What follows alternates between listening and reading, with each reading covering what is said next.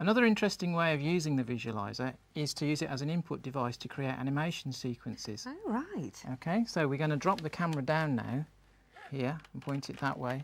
And then what I'm going to do is put a backdrop behind it and create like a stage area. So I'm going to use the lights just to hold that in place.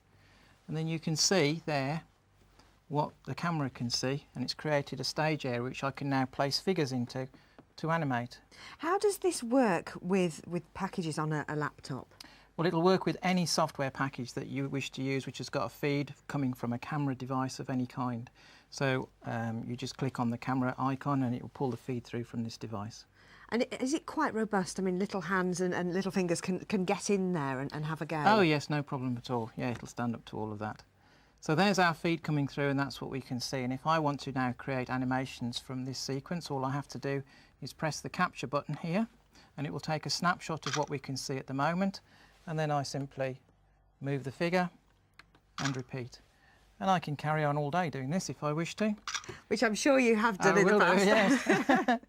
And have great fun. What subjects can really utilise this? It's probably English more than any, because it promotes speaking and listening, and you can recreate scenes from plays, for instance, or texts, and put them on here. I had an A-level English teacher talking to me once who said this would be brilliant for recreating scenes with her A-level English group, but I've also done the same thing with nursery children when we've wanted to animate caterpillars, for instance, in a lesson that we were doing about mini beasts. So any level you can work with, really. Just have great fun with it and just be creative. And again, it's about using your imagination, having a going, seeing what you can get at. Because I just looked at that and thought, actually, I suppose you could, with a music class, you could even have a go at sort of mocking up sort of small music videos. And yeah, indeed, you could. So when I've done that, I could close that and replay that back here. And you can see what we've just produced there, a little animated sequence, like so.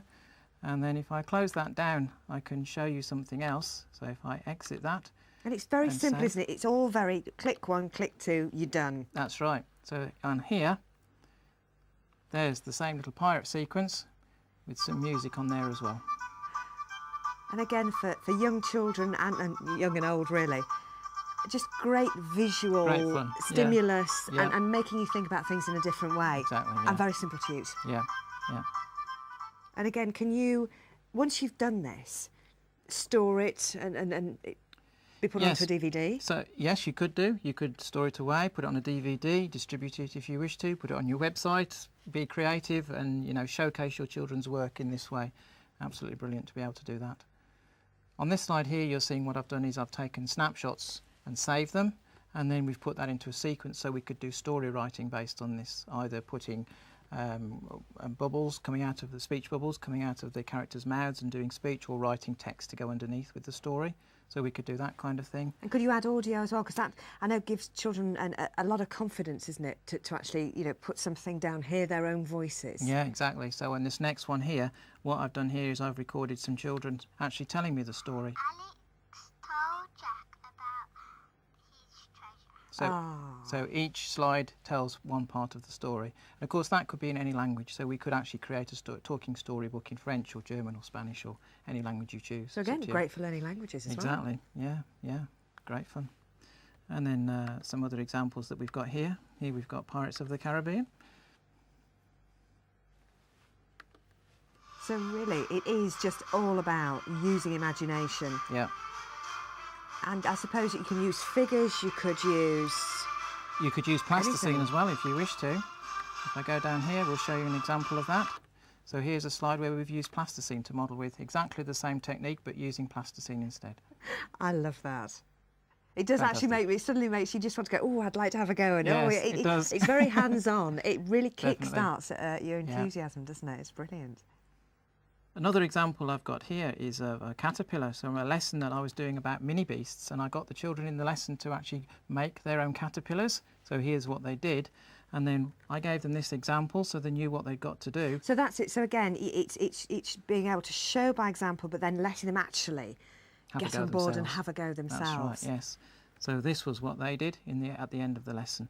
They created the caterpillar and then they animated it, made it crawl across the screen. And I've done this with nursery children. We've actually had nursery children doing this activity. Very simple to use because all they've got to do is press a few buttons, and they did all of that themselves. And again, you know, it's one of those things that to see the end result like that, especially for the young ones, is fantastic. So motivating for them. Really good. If I want to pull an image from the visualizer into a Word document, then if I open up Word here, I can pull a feed straight in from the visualizer and capture an image and pull it straight in, which again makes things nice and easy for me as a teacher, because it might be a piece of students' work that I've placed underneath there that I want to show, or a page of text from a book, or an object that I've placed underneath the visualizer, and I want to do some work around that, and I want to place it in a Word document. So all I have to do is press Insert here, and then tell it that I want the feed coming through from a scanner or a camera, which is what this effectively is, and then it recognises that. I go Custom Insert here, and it says that's what I can see. Gosh. So if I now press Capture, there is that same image now inside Word. It's as easy as that. It is that quick and that simple. It really is sort of 2 or 3 clicks of a button and you're there. And I can just do whatever I like with that. Reformat it, move it around, change its size and build it into a document.